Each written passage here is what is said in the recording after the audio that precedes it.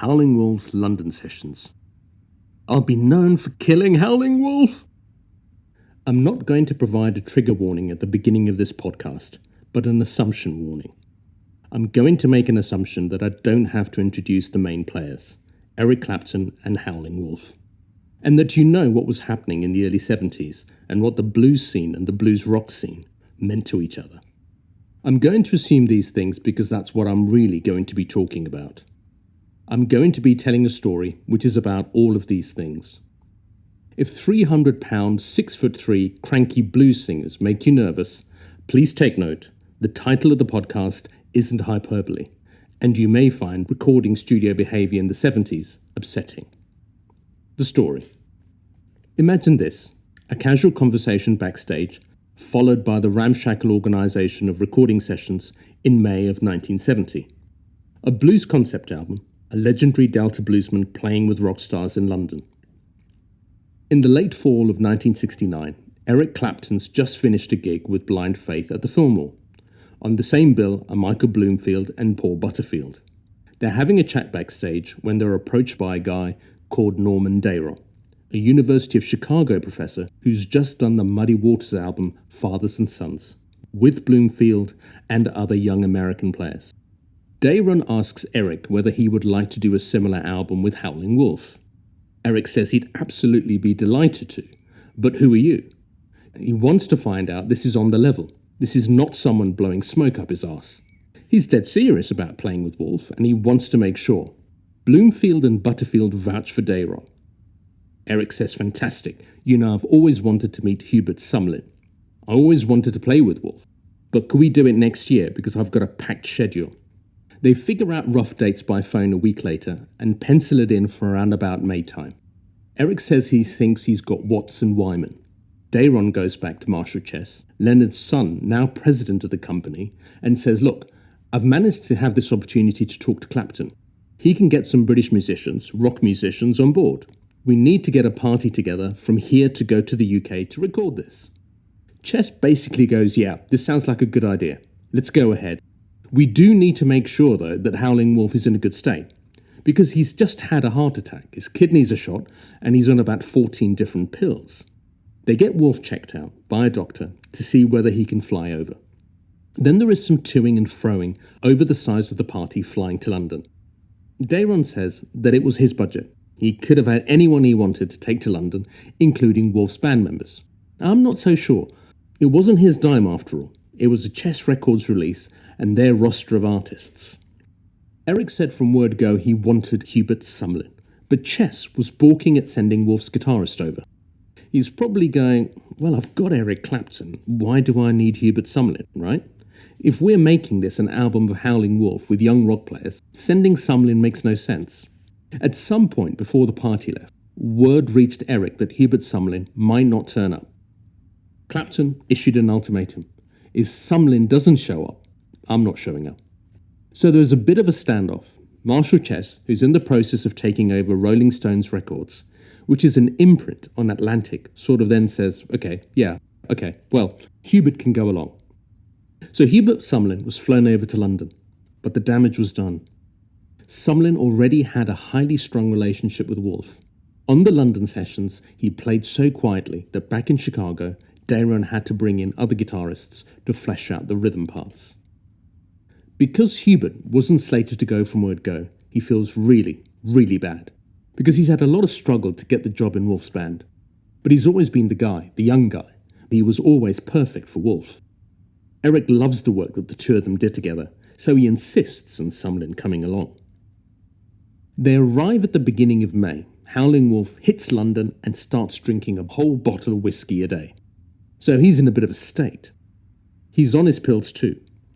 Dayron, who's now the producer of the project, has to basically ream him out, and they get into a bit of a set too. So even before things start, things are beginning to get wobbly. In the meantime, again they're conflicting accounts. On the first day of sessions, Charlie Watts and Bill Wyman are unavailable.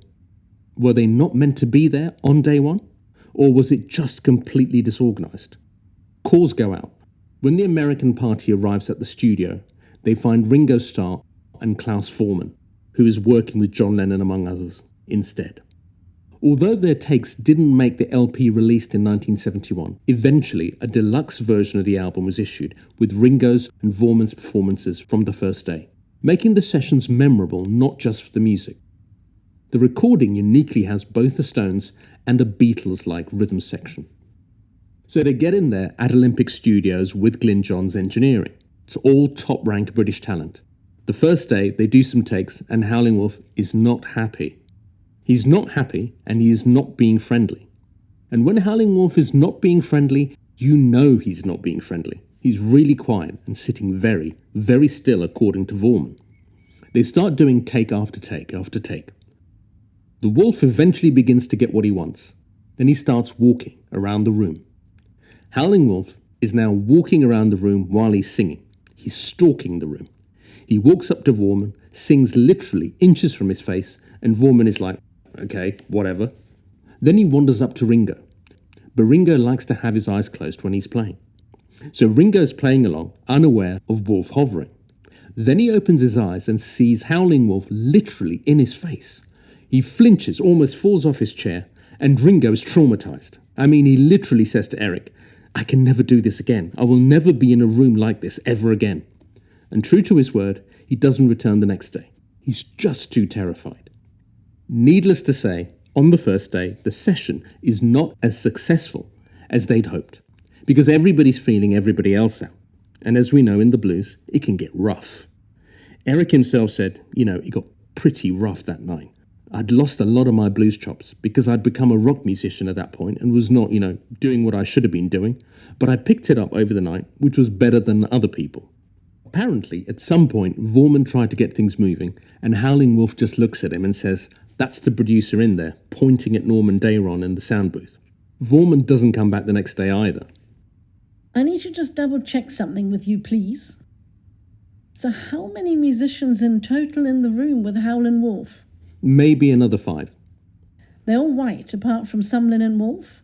Yeah, and they have a young harmonica player, Jeffrey Karp, who's a hotshot that they've brought over from the States. On the second day, depending on what you believe, Charlie and Bill were always slated to turn up or they were called in to save the day. And of course, Mick Jagger comes in because he always feels that he's invited where his band is.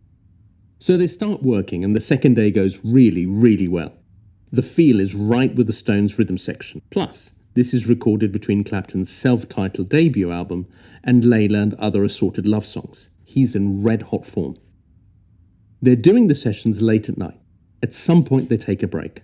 It's now 2:30 a.m. and Howlin Wolf's disappeared. They're at Olympic Studios down in Barnes. The hotel is at Marble Arch. Phone calls ensue. Wolf is nowhere to be found. Dayron goes looking for him in Olympic. Office after office, studio after studio, room after room.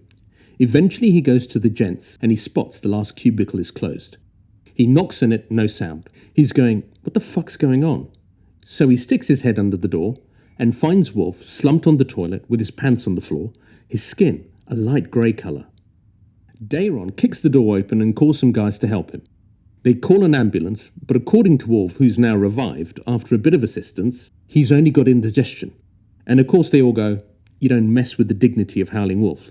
If you mess with the dignity of Howlin Wolf, you get to have some real problems, right? He refuses to go in the ambulance, he refuses oxygen, and they basically send him back to the hotel in a cab.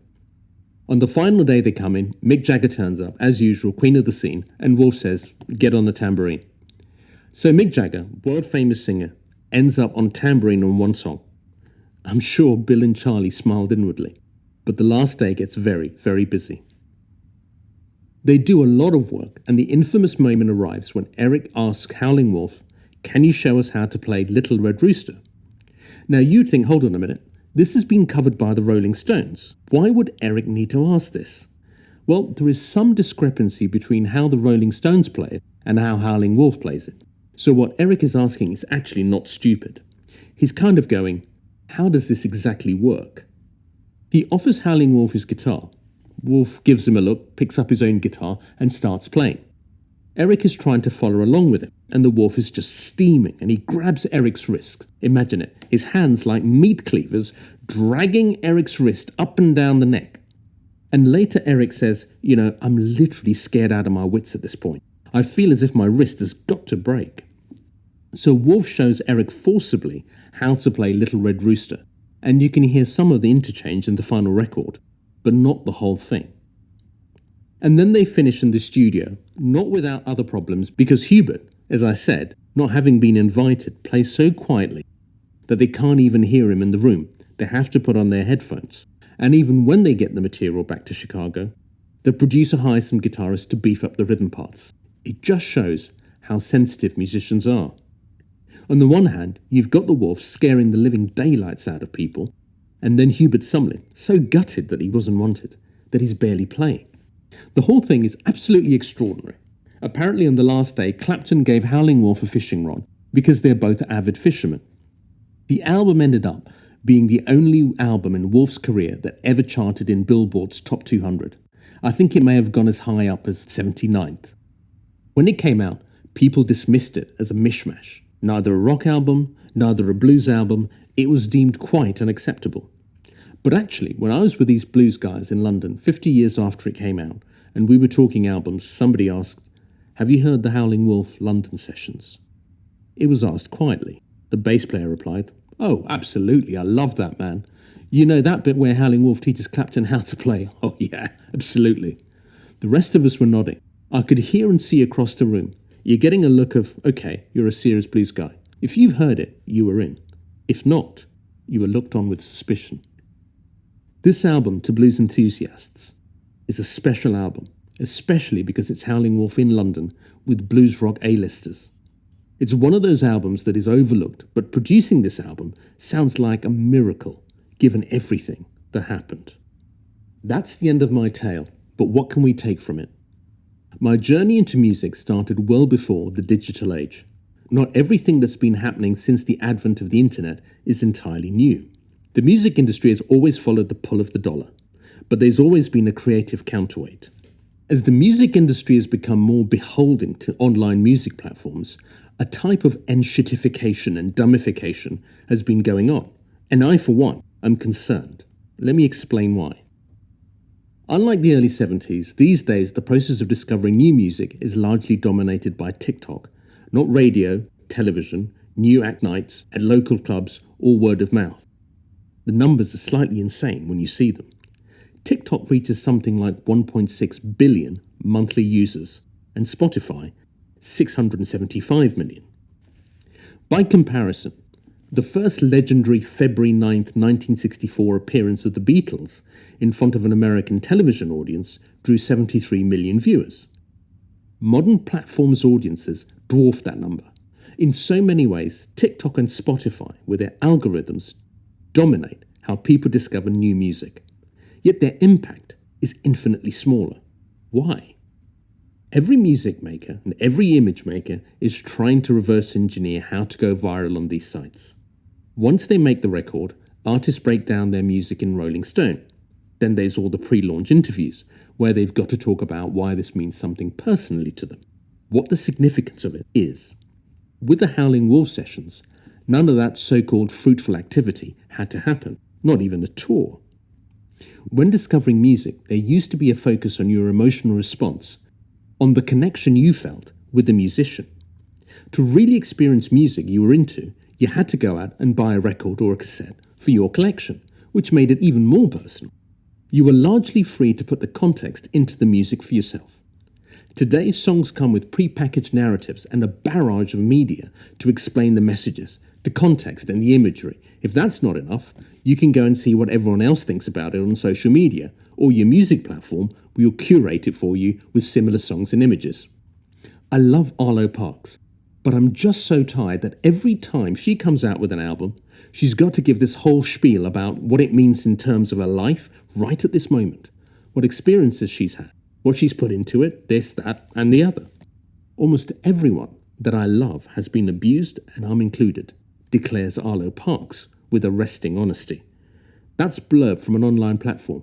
I can figure that out for myself, thanks, by engaging with her music. It's just spoon-feeding the audience. It's not trusting the audience, it's treating your audience like they're infants. At some point, you just get sickened by the whole thing. And you think, how did we get here? Especially when you consider in 1957, When Bruce Springsteen saw Elvis on the Ed Sullivan Show, he turned to his mother and said, "I want to be just like that." Everything was transmitted across. The sound, the image, the adulation, the success and the power. Musicians used to put their blood, sweat and tears into the recording of their work. Then they'd release it and promote it. The music industry trusted the audience would get it. Trusted that we would go out and buy an album, talk about it, share it, put it on at parties, whatever. We used to put our devotion and obsession into it. It was a sacred pact, now intruded upon by fawning online platforms. Yes, the Beatles wanted to sell records, and as many as possible. They still started having organs played backwards and other weird experimental exotic classical music stuff on their records. Dylan went electric in '65. They took their audiences with them. Now, it's all about being viral, trying to reach the largest audience possible, with what is often just emotional pap. The practices of the music industry have been really undermined by social media. All this activity takes place because it needs to happen on monetized platforms.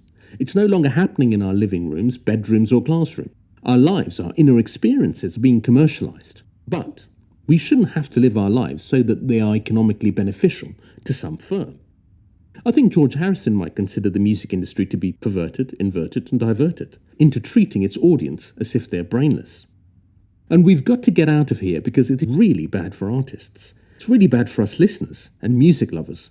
And it's horrible for creative industries to be functioning like this. The difference to how the music industry functioned before as an industry is this. Selling artists' music has become a byproduct of a wider mercenary structure. The big thing is gaining data on how people do everything to figure out ways to make them do more of it for profit, while gaining greater control over how we use their products. Whether it's autoplay, recommendations, playlists, those creepy year-end memories your iPhone generates with the soundtrack, or elsewhere, freebies to entice you back onto apps, our ability to have private, discrete experiences off the grid are disappearing. The Howlin Wolf sessions show a spontaneity of music making versus today's reverse-engineered approach of algorithms, market research and data mining. The chaotic, artist-driven process has been a very reliable way of producing great art. There was no guarantee of commercial success, let alone cultural significance, built into the design of the Wolf sessions. The record has had a life of its own since its release. It has achieved its reputation through the creative pull of its uniqueness and quality. It underlines that the early 70s were a period of artist-led music. The singer-songwriters emerged. Genre-defining groups like the Eagles made it on the back of great songwriting. Even the informality of how Clapton agreed to work with Dayron and Howlin Wolf reflects how commercial music was made then. You had a conversation, made a deal, agreed, recorded the album. The corporate approach that typifies our era did not dominate, and yet it produced Howlin Wolf's most successful album in terms of the charts, and an album with a very long shelf life that is still earning its keep. I'm confident we can reclaim how things used to work when musicians made music, served it up, and we bought it without platforms running social experiments, using our personalities as lab rats. To preserve our spontaneous ability to create on instinct and access music that serves our purpose, it's worth remembering reverse engineering works both ways. As more people back away from social media and music-sharing platforms, audiences can send a powerful message about our desire to choose how or when we discover music free of extreme scrutiny. That was Howlin Wolf's London sessions, I'll Be Known for Killing Howlin Wolf, by ROLLOGUITAR on Patreon.